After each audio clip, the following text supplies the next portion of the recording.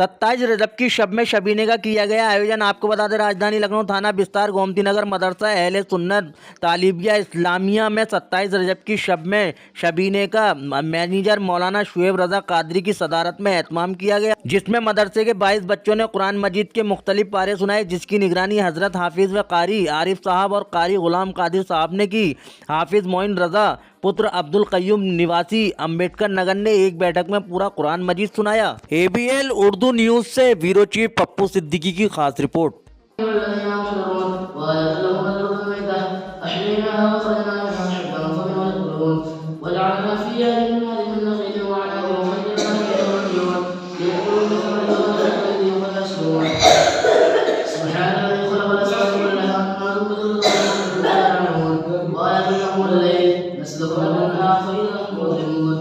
والشمس تدري مستقر لها ذلك تقدير العزيز العليم والقمر قدرناه منازل حتى عاد الرجل القديم لا الشمس ينبغي لها ان تدرك القمر الذي سابق النهار وكلهم في فلك يسبحون وآية لهم أنا حملنا نريدهم في الفلك يسبحون وخلقنا لهم من مثل ما يركبون وإن نشأ نغرقهم فلا صريخ لهم ولا هم ينقذون إلا رحمة منا وما اللاحين وإذا قيل لهم اتقوا ما يناديهم وأخرجوا عما تعلمون وما تأتيهم من آية من آيات ربهم إلا لهم وإذا قيل لهم انفقوا مما رزقكم الله قال الذين كفروا للذين آمنوا من تعلمون يا رسول الله أكبر إنهم بالله في ضلال مبين ويقولون على هذا العالم صالحين ما ينظرون إلا سحرا وإلا أن تأخذهم تخسرون فلا يستطيعون توصيتهم ولا إلى أن يرجعون ونفخ في الصور وإذا هم من الله إلى ربهم ينسلون قالوا يا ليتنا وعدنا وقدنا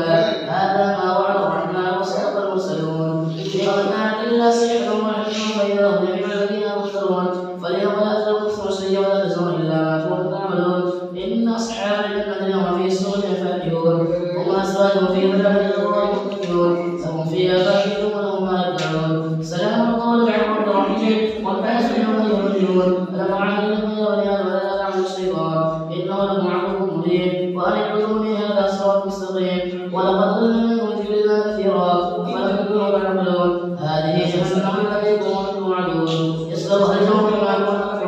اليوم نختم على افواههم وكلمنا الذي يستقرهم ما كانوا يكسبون ولو نشاء لمسنا على عينهم فاستبقوا الصراط كما يبصرون ولو نشاء لمسخناهم على مكانهم واستطاعوا مزيد ولا يرجعون ومن نعمرهم نكسه الخلق افلا يعقلون وما علمنا نصبر الله بنا ان هو الا ذكر القران المبين لينذر ما كان حي ويحب القول على الكافرين اولم يروا انا خلقنا لهم من الذين امنوا فهم لا مالكون وذللنا لهم فمنها ركوبهم ومنها يأكلون ولهم فيها منافع ومشارب أفلا يشكرون واتخذوا من دون الله آلهة لعلهم ينصرون لا يستطيعون نصرهم وهم لهم محضرون فلا يحسن قولهم إنا نعلم ما يسرون وما يعلنون أولم يروا الإنسان أنا خلقناه من نطفة وإذا بخصيم مبين وضرب لنا مثلا ونسي خلقه قال من يحيي العظام وهي رميم قل يحييها الذي ينشأها أول مرة وهو بكل خلق عليم الذي جعل لكم من الشجر الخضر نارا فإذا أنتم توقدون أوليس الذي خلق السماوات والأرض بقادر على أن يخلق مثلهم بلى وهو الخلاق العليم إنما أمره إذا أراد شيئا يقول له كن فيكون فسبحان الذي بيده ملكوت كل شيء وإليه ترجعون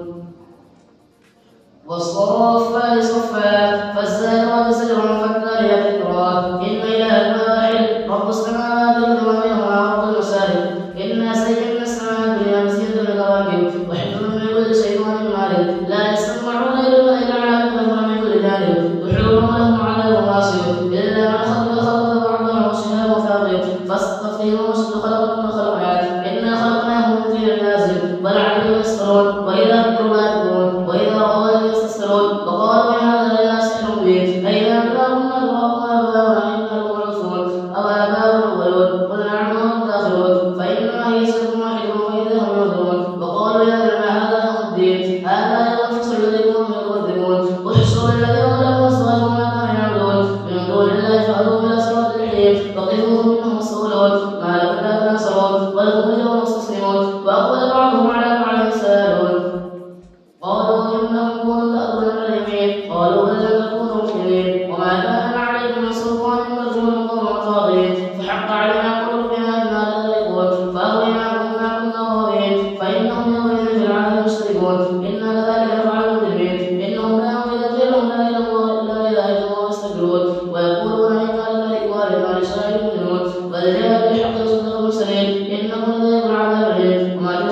ما كنتم تعملون إلا عباد الله المخلصين أولئك هم رزقهم معلوم فواكه مكرمون في جنات النعيم على سرر متقابلين يطاف عليهم بكأس من معين بيضاء لذة للشاربين لا فيها غول ولا هم عنها ينصرفون وعندهم قاصرات الطرف عين كأنهن غير مكنون وأقبل بعضهم على بعض يتساءلون قال قائل منهم إني كان لي قريب يقول وإنك لمصدقين أئذا أنتم كنا تراب وإذا وإنا لمدينون قال هل أنتم مطلعون فاطلع فرآه في سواء الجحيم قال تالله إن كنت لتردين